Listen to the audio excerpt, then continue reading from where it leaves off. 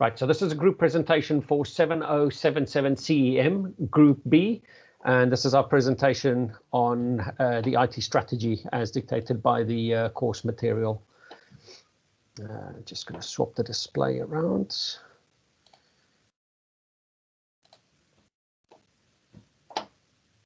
So we've decided to go with IT strategy utilizing Elon Musk as the entrepreneur of choice. He's endeavored in quite a few companies, still does, and we've decided to use him. It will be produced by Group E. All the members are down there at the bottom, and we'll be handing over in due course to everybody as we progress along. So to give a bit of background to Elon Musk, he was born in Pretoria, South Africa in 1971. At the age of 12, he built a video game, sold it at the age of 12 to Computer Magazine for $500. And by that, he already started establishing that there is a way of making money by producing products yourself. And in essence, started playing around with the idea of entrepreneurship. He later then developed Zip2, which was in conjunction with Kimball Musk, his brother, and that was sold in 1999 for $341 million. So you can see by that he's definitely he's picking up pace. He knows what he's doing with the game, and he started applying the strategies not just for IT but for business as well across the spectrum. So moving on to the next one, overview of the companies he's had. 1999, he started X.com, which later converted into PayPal. The reason behind that is that he found that when you try and pay for things online via the internet, even though the capacity wasn't there for the internet at that stage, it took quite a long time and there was no means of transferring the cash directly. So PayPal was born out of that venture. It was successful. It was done in conjunction with eBay as its pure platform, because what Elon Musk wanted to do is bring eBay directly into PayPal strategy. They merged, and then eventually PayPal was sold off in 2002 for $165 million to eBay. And they still continue to trade with it alongside all the current strategies that PayPal bull in. In 2002 as well, he founded SpaceX, which we will discuss in a little bit more detail later on. 2004, Tesla started as well. So money that he's made from previous companies he sold, he started off new ventures and explored it in there. We'll hear about Tesla a little bit later on as well. And then as you can see, as it goes on, in 2008, Elon Musk actually saved Tesla from bankruptcy, investing $40 million himself into the company and another $40 million on top of that, just to help the company and get back on its feet again. 2015, he founded OpenAI, which is basically a non-profit organization. What it is it was based on the foundings of some of the professors in the academia that said that if AI was given too much power, it would eventually take over because it would see mankind as a dominant threat on the planet. And 2016, not last but least, the Boring Company was founded because the traffic system was becoming so inundated that he decided to make an underground tunnel network to bring in to have safer transportation for people underground and avoiding the traffic that we encounter on daily lives. Now, PayPal's IT strategy falls in line with Porter's five forces model. They looked at the potential of a new entrant into the market. There was a couple of new entrants and things as well, but not very established as such. PayPal put the core groundings in place for it. Another one of the aspects they looked at was the bargaining power of the buyers. So, for example, the platforms, i.e. eBay was very, very small as a company when it was founded initially. And from that, it eventually expanded and it became bigger and bigger. And henceforth, PayPal grew as well as a subsequent result. And then also substitute products or services, where PayPal has become the reliable leader within its market. Hence why it has itself established in such a way that it became the preferred form of payment. And funnily enough, it was done with little to no advertising, which is purely done through the platforms that it was utilized by. Bargaining power of suppliers, again, you're looking at PayPal establishing itself as this market leader. It went up against a couple of the other competitors, but nothing was in its league. It essentially took banking as we know it and transported it into the electric era and brought it in online for IT. The strategy, current strategy is, as I mentioned before, PayPal is always moving to look at the next innovation. So they are looking to build themselves on a platform of they want to be the first to enhance the technology, harness it, and utilize it so that they stay ahead of the game in their market sector. This includes digital and physical commerce, which is a mixture of banking online and banking in person, associated with eBay as well. That coincides with wallet, the wallet as we know it that we carry on a daily basis, transforming into a digital wallet, then being transformed onto mobile, and eventually we wouldn't need that at all. There's speculation that it might go down the biometric route, that you will be assigned either a wallet or an amount, and you'll be able to pay via fingerprint or facial scan. Consumer shopping, so they're looking at the current trends. People, especially within the line of COVID recently, people are buying more online. They don't have a need to go outdoors and things, so they are continuously looking at new strategies and adapting it accordingly and aligning that with a business. Future strategy is PayPal's influence. So what they mean by that is not just with the likes of eBay, but other platforms. They are continuously looking to have partnerships with different strategies and other companies to align themselves that they can be the preferred form of payment for the future going ahead. Again, this brings forward the engagement by minor feature introduction. So what they've done is they've done with less is more. They don't want to bring in big features because it might break certain elements in the product, and in the end, it's not resilient for testing. The brand construction expansion falls part of that. And again, part of the next innovation is innovative continuity. So they've got teams continuously working on it and evolving that product. And moving on to the next slide, critical success factors of PayPal was in conjunction with eBay. There was a massive revenue growth because of the partnership. The active account numbers and payments per account was a key driver because the revenue was incremented on an annual basis. The expansion to services was to take the card swiping devices and put that into a mobile format. So what we hence now to know as touch and go, that's the same technology that they started enhancing into mobile phone platforms or in tablets. That's exactly the point leads into the next point. And then they've linked as well with Discover Financial Services, where they actually offer people a 5% cashback reward scheme. So in that sense, they are keeping the current customer base, but they also they attract future customers because they reward them for their loyalty. And then also you can see that PayPal is historical success over 20 years in line with the technology. And 140 million active users in 194 countries is what they've achieved together so far. And there's still way much more for expansion. IT strategic barriers of PayPal. So political barriers was a main one because they were dealing electronically via the internet. So when they expanded into different spheres, it had to be looked at how they politically stand, what regulations were in place.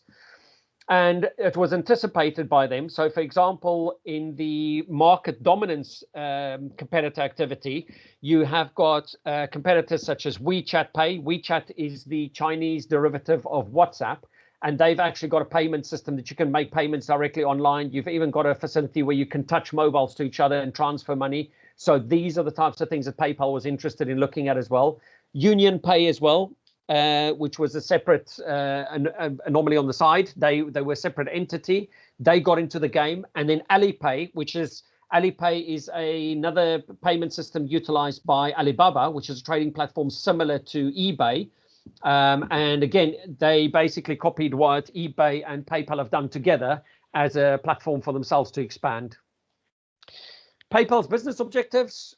Always, again, as mentioned prior, at the center of the next payment innovation. So they're always looking ahead to the future. They want to move with the changes and see what they're doing. Bridging digital and physical commerce. So that means taking what you can do in the bank. Can you do that online without interacting with anybody? And then again, reimagining the consumer shopping experience. So again, that's a case of what the customer wants. Are they getting it out of the online experience and moving forward with that? And that concludes my section on the PayPal. I'm now going to hand over to, sorry, I'm just looking at the thing. I'm just going to hand over to my colleague to talk about SpaceX. And the slide is coming up.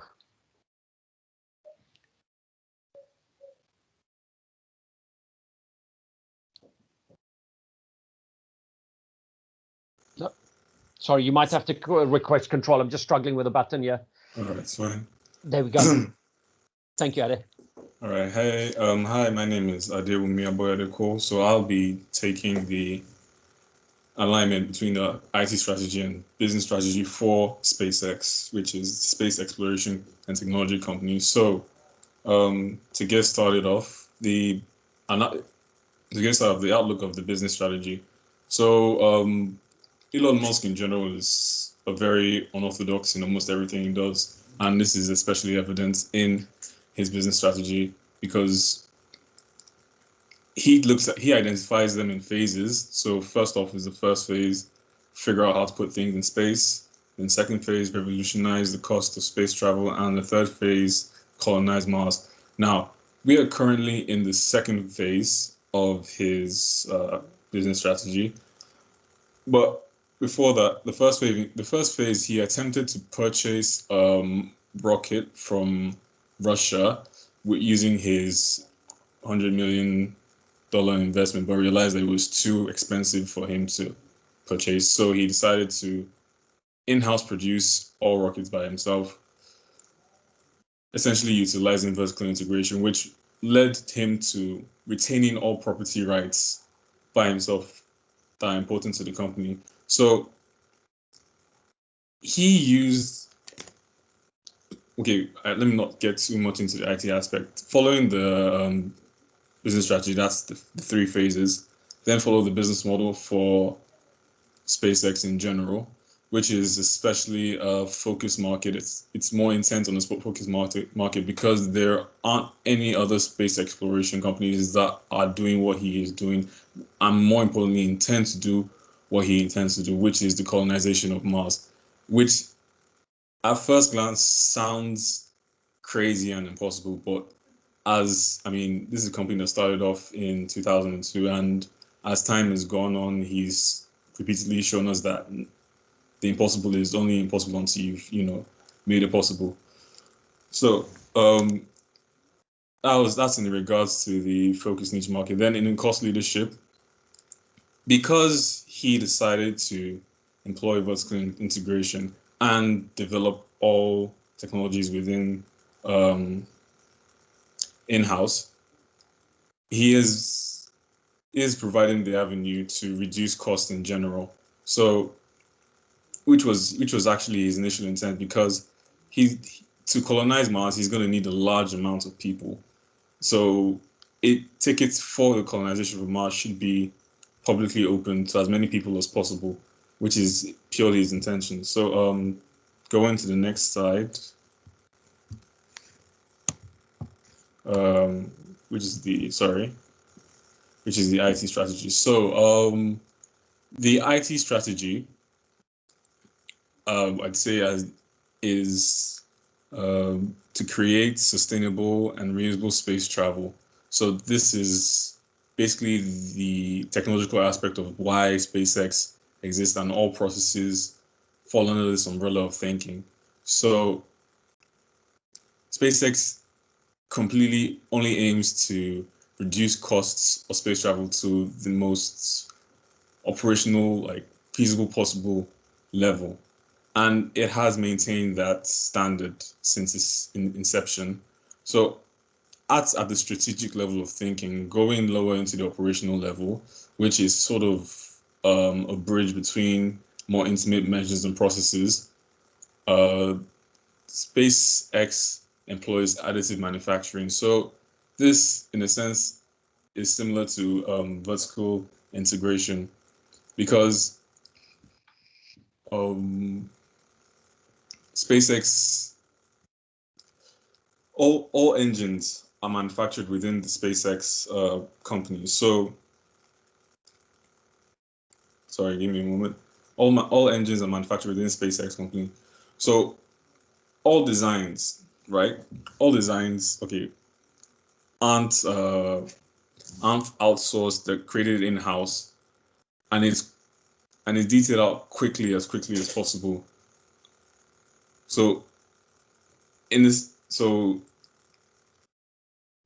situation where a new rocket or a failed rocket has a rocket has failed in its launch, it is sent into the manufacturing processes, manufacturing line, and then designs are then inculcated based on its failure, based on its weak points, and then added onto it. So it comes out basically the core or the skeleton form comes out at one end, and then it is then increased upon at the other end, at the end of the manufacturing line.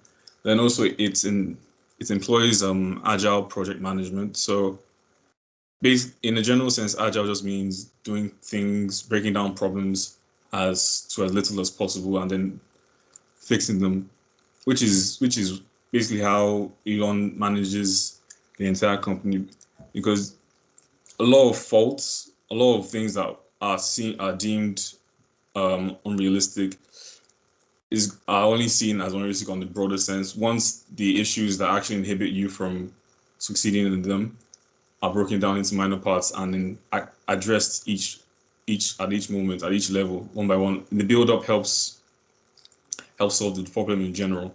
So for all, let's say, for the designs of the rockets, right? Designs take place in the Hawthorne. That's the main office, I believe. That's Hawthorne, California. Then the testing takes place in McGregor, Texas, just to ensure that data from the tests are then forwarded as quickly as possible, and then necessary adjustments can be made. So that's at the operational level, which is just an outlook for an understanding. So of the more intimate measures. So then this at the tactical level for the IT strategy, these are the more intricate measures that are employed within SpaceX. So for the fail-fast testing, what this means, this falls under the agile project management operations. So SpaceX is known for pushing their rockets to the limits. So they learned that more is learned from finding out what is wrong with the rockets, or finding out what could be wrong, and pushing each hardware to its maximum output, and then relaying that data and analyzing that data and figuring out what the feasible measures of correcting that. Then also another level of IT strategies addresses the strategy of reusability and sustainability. So going forward, a lot of rockets should be able to land back on space stations vertically. So it's honestly the first in any space travel line. So, and also the 3D printing designs. The new rocket, the Super Draco, is the first rocket to actually have its combustion engine, parts of it's actually 3D printed. So this is in line with the additive manufacturing and also the vertical integration, because it allows them to make specific designs as quickly as possible, rather than having to, I'd say, go through a 2-month-long process of scaffolding and molding materials, which won't come out in the exact specification that's needed for each rocket. Then also another process that they employ at the tactical level is also, they also invested in a new design software, because the industry standard software they believed wasn't able to collate the necessary procedures that they required. So they invested in Team Center, which is a software. This is a documentation software to maintain the technology specifications for all their technologies, and also NX, which is their product life management software. Then also moving on to the critical success factors. So because SpaceX is a private company, securing funding is a very high determinant on their trajectory, because I mean, this is a space exploration company, so it's very, very capital intensive, and they really can't move forward if they can't pay for what they need to do. achieving vertical landings on global broadcasting. This is basically their marketing measure. They always facilitate, maybe through YouTube streams or any live stream available, so they can gather public awareness, driving innovation centered on work rate and cost efficiency. So they mainly source out talent, or they mainly source out employees based on their talents rather than their job accreditations and certifications. So for Elon, it's more important to know what a person can do, and rather than the past experiences and what they have done. Small sat rideshare launches. So this is another means of funding for Elon, for SpaceX. Basically, commercial bodies or organizations meet them to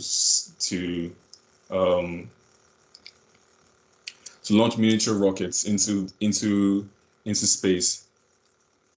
They are the most successful company currently that operates the service. Maintaining public impact is basically making sure that they are the trendsetters within their industry. Moving on to the barriers.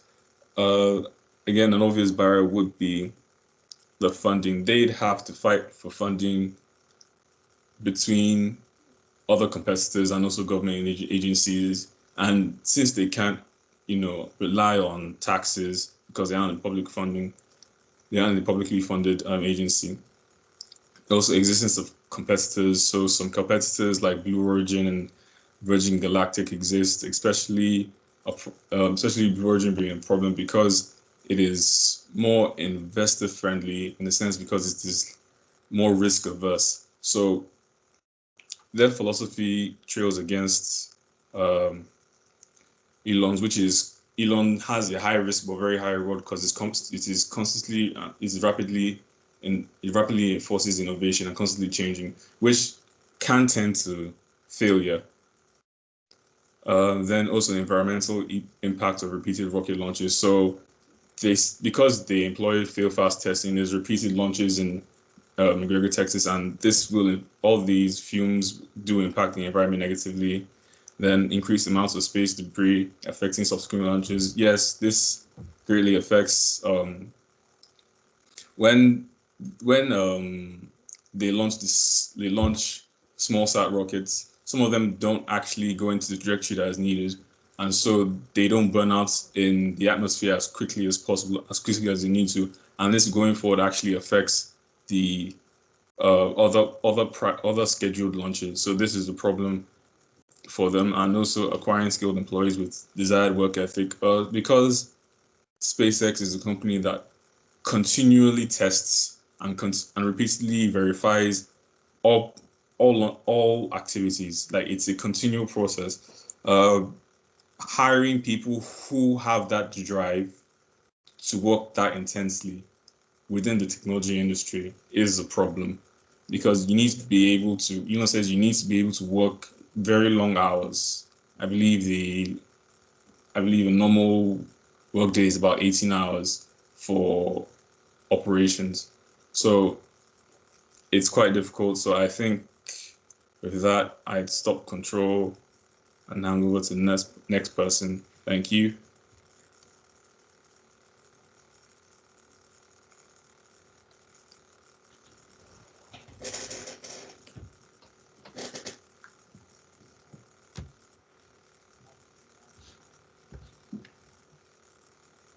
Oh, hi. This is Prince, and I'll be taking you through Tesla.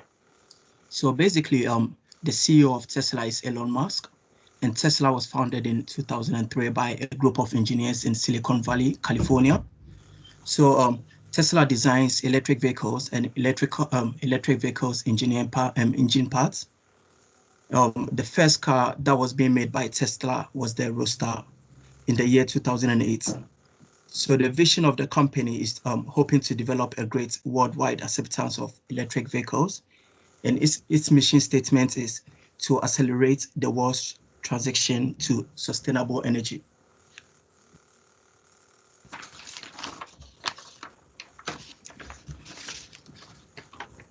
So before we figure out an IT strategy of Tesla, we first need to analyze the business to understand where Tesla stands in the market in terms of place like strength, weakness, opportunities, and threats as well.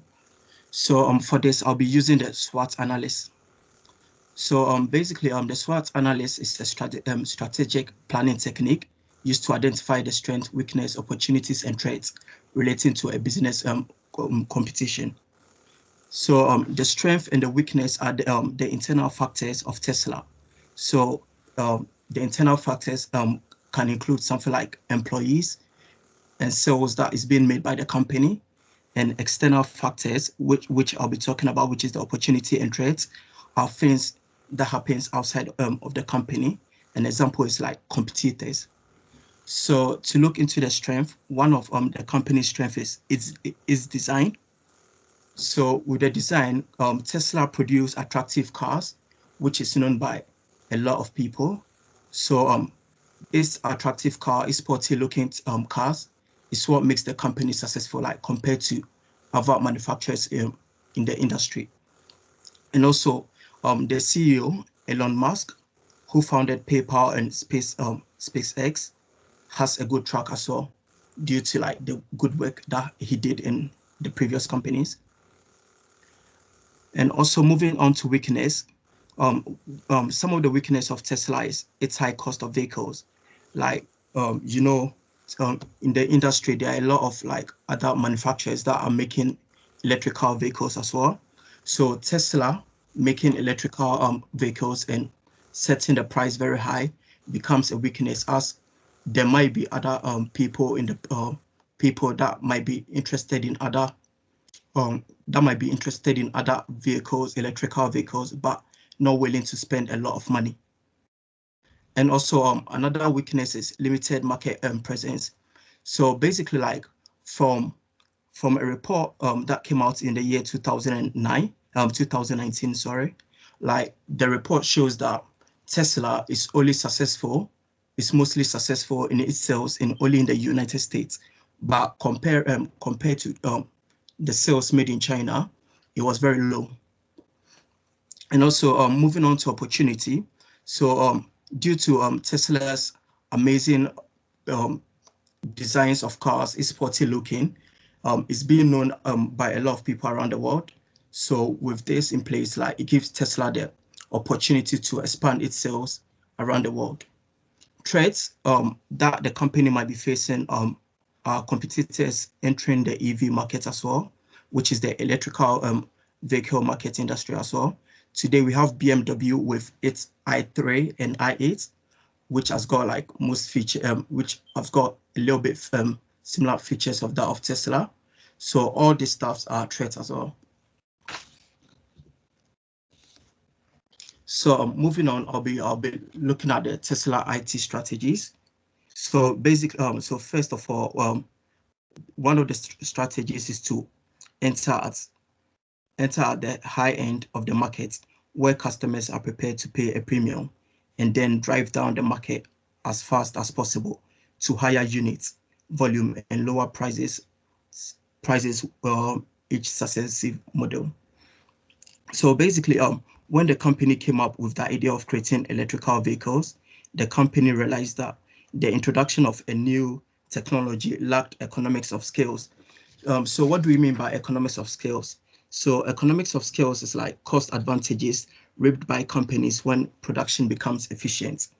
So to do this, Tesla first main plan was to release a sport car, which is the Roadster, in 2008, with the hope that this sport car will bring back will give them a return of investment so that it can be used to build an affordable car, and eventually use that to build more affordable cars so that it can be purchased by other people. And also moving on, the second one, which is part of the current strategy, was to tap into new markets such as electric semis and public transport. So basically, this strategy was used to explore and launch new models in a new market or new location. So with this strategy in place, like they decided to come up with something that other manufacturers in the industry were not able to do, that can compete with them. And an example was like the batteries that they made, which like allows them to so the batteries that they make, which like allows them to power a high vehicle. And also another factor was to improve autonomous driving software to make all vehicles fully autonomous. So basically one of the plans that Tesla had was to have a car that will drive by itself, which will separate them from the industry. So basically this strategy by Tesla was to integrate self-driving components such as cameras and radars into their vehicles. This plan is to make the car drive itself safely if a component system breaks. Due to this strategy, like Tesla has seen success in the sale of its cars in the US market. So moving on to the critical success factors of Tesla. So one of them being sorry, hold on.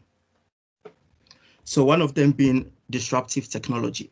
So what do we mean by disruptive technology? So basically, it's a technology that changes an industry. And Tesla has done so by powering a high performance car with lithium ion batteries, which drives them to the innovate forefront of an electric vehicle industry.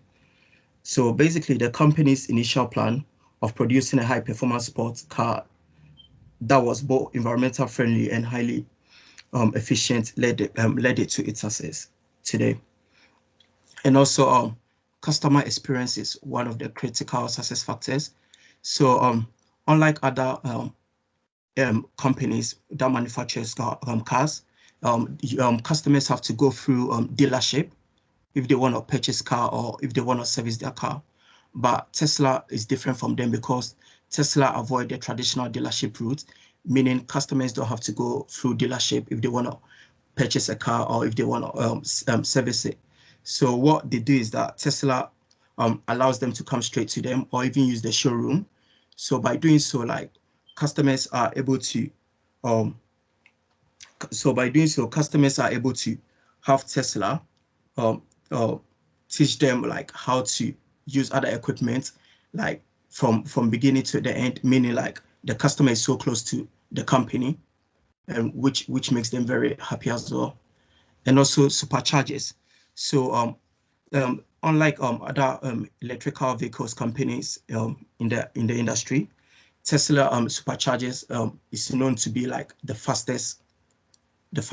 So like it allows is able to charge the car quick in a short period of time.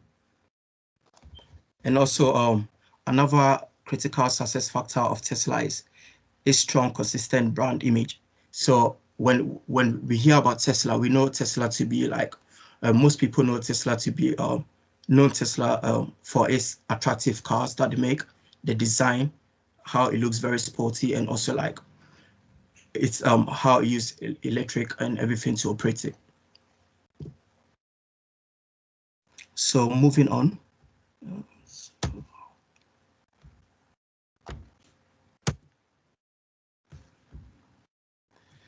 Yeah, so competitive analysis. So basically, Tesla is years ahead of its competition in battery manufacturing, charging solutions, and technological capital.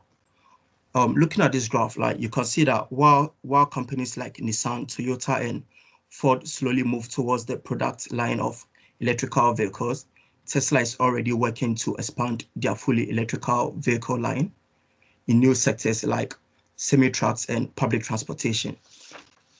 So from this graph, we can see that from the US electrical vehicle sale charts from May 2019, we can see Tesla dominated the electrical vehicle industry by having 3 of its different models in the top 6, especially with Model 3 taking the first spot.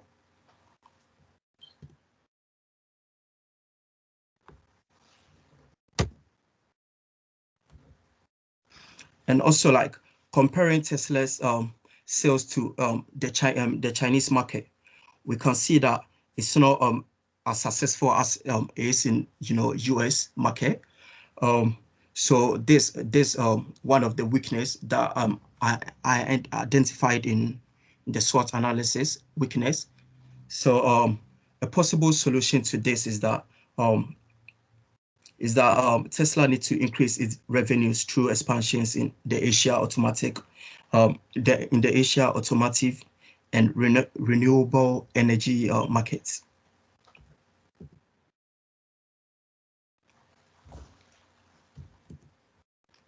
So barriers to Tesla, as is very common with new products when it's being manufactured, like a lot of different companies are trying to imitate what you're trying to do.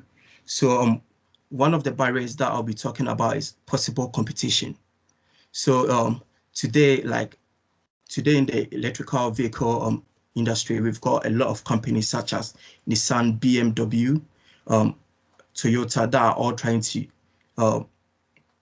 get into this industry as well. So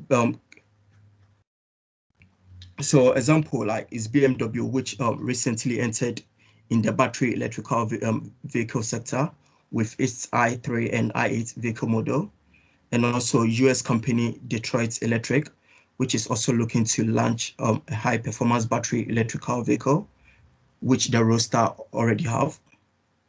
And another barrier to Tesla is the legal restriction. So currently in the US, like the National Automotive Dealers Association and many states dealer associations are attempting to block Tesla's direct sales approach by using state legislation and courts to block Tesla. They have been successful. In two states, and it's unclear if the intention of the blockage are really to prevent direct sales that Tesla has got with its clients, such as like not going through the dealership route. So a solution to this is that Tesla customers must purchase online rather than going directly into shops in states that have been affected by these restrictions. And another barrier is the lack of skilled workers.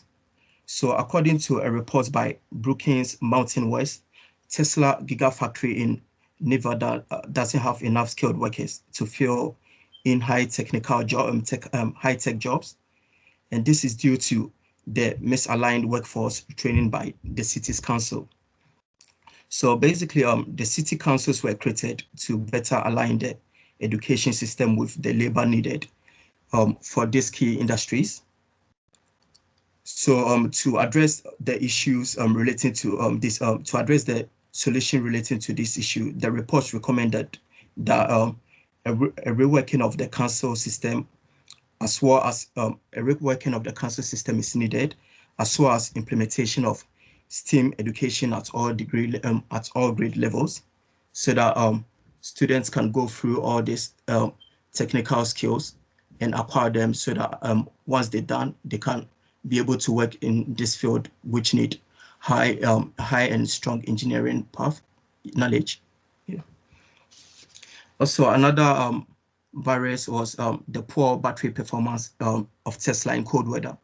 So Tesla basically battery is very strong in normal weather, but a report that came out from an organization stated that like in cold weather, like the battery is very low, as like you need to warm the inner bay of your car. So doing all this stuff like drains the battery, which like prevents the car from traveling too long mileage and other stuff. So that was one of the one of the barriers of Tesla. So moving on to the business objectives. So one of the business objectives of Tesla was to build a long-term brand awareness and manage cooperative reputation. So this aligns to the IT strategy that wants to tap into new markets, such as electric semis and public transport. So basically, the company has its own gigafactory, which makes the battery, which is different from other companies, because other companies depend on third parties create their own stuff, but Tesla has got Gigafactory, which means all these batteries and everything are being done in-house. And also, like another business objective was that Tesla has focused on a high-priced, high-performance electric vehicles that compete against traditional performing cars. So as I said earlier on, the brand is one of Tesla's strength in the industry. So basically, this strength is what makes Tesla stand from its competitors in the industry.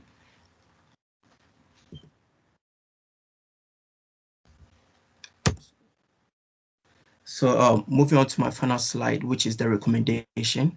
So basically, one of the recommendation is that Tesla needs to open more supercharger stations, because when you look in the US market, a lot of Tesla cars are being developed or manufactured every day, but like there are a few supercharger stations in the country, meaning without a lot of these superchargers in place, like it wouldn't be right having a lot of these vehicles on the road. So if there are not a lot of supercharger stations in place, like I feel like most customers might choose to go with other companies that they might be able to have all this in place that they need. Yeah, and also like the company needs to improve in its multinational presence. Like as I said, like comparing the sales of Tesla in the US to that of in China, like we could see that like the company was mostly successful in the United States, but not in China. And I think this was due to like poor marketing of the brand in the country. So I feel like Tesla needs to improve in that field as well. Thank you. I'd like to hand over to Alina, who will be covering Neuralink.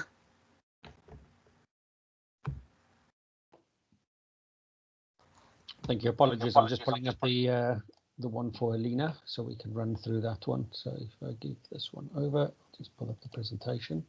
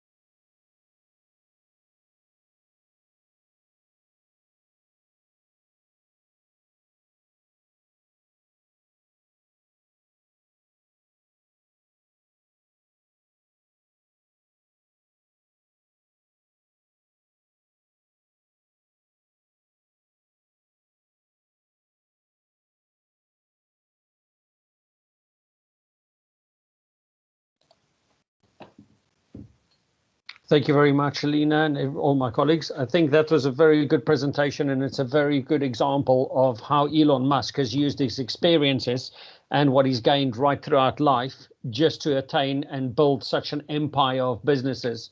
We hope you enjoyed it, Professor Aslam, and I'm sure we'll hear soon back from the feedback with regards to the marking there as well. So we look forward to hearing back.